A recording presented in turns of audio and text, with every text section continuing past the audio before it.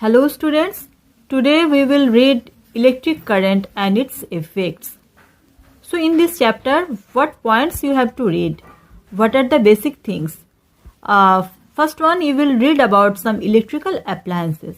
What do you mean by the electrical appliances?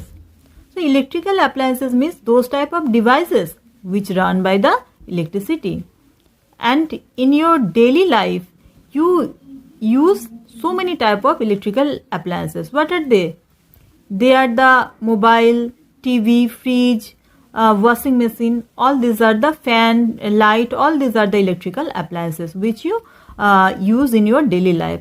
So in this chapter, you will read some of them. Next, filament. Filament is what? You will see that inside the bulb, there is a very thin wire which is known as a filament. And this filament is having high melting point, means if a huge amount of light or the current passes through it, still it will not melt or it will not break down. That's why what will happen? It will start to glow and then it will produce a huge amount of light. That is the filament. Next, electrical fuse. What is electrical fuse? Electrical fuse is basically a safety device which is connected in the circuit before any appliance. Suppose any appliance is connected in a circuit.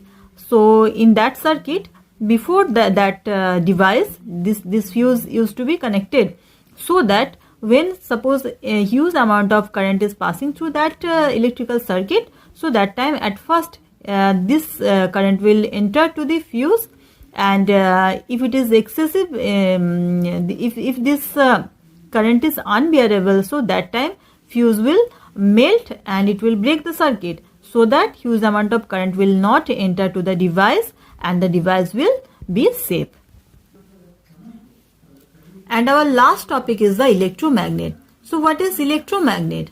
By the name you can understand it is one type of magnet which is somehow related with the electric. Yes, it is related with the electricity. Means in electromagnet what happened? We used to take some iron core. Iron core means anything which is made up of iron, and then we wrap it by a coil of insulated current carrying wire. Means we can take any type of wire which is made up of copper, and then we wrap that around that iron core, and then we connect both the ends of that wire with some that is battery, so acts as a magnet. And as soon as we remove the electricity, that iron core will lose its magnetism. So this is the electromagnet. Now we come to the chapter. See, you know that electricity is very much important for our daily life, and in this pandemic situation you can understand the importance of electricity. Why? Because you know that every appliances through which you are going to be connected with the outside world, that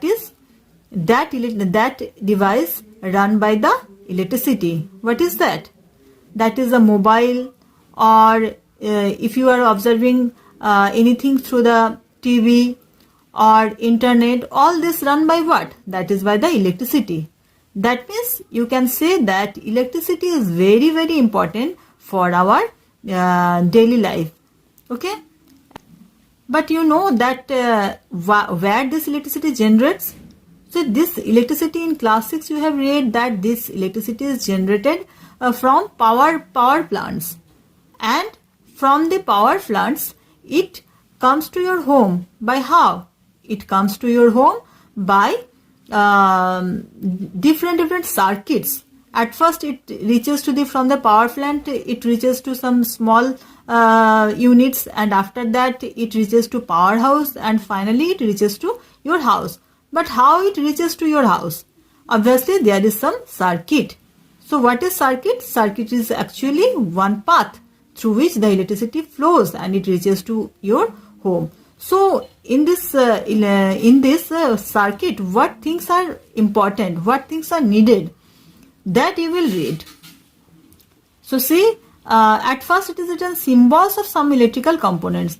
To draw any circuit or to understand any device very easily, at first you have to learn some symbols of electrical components.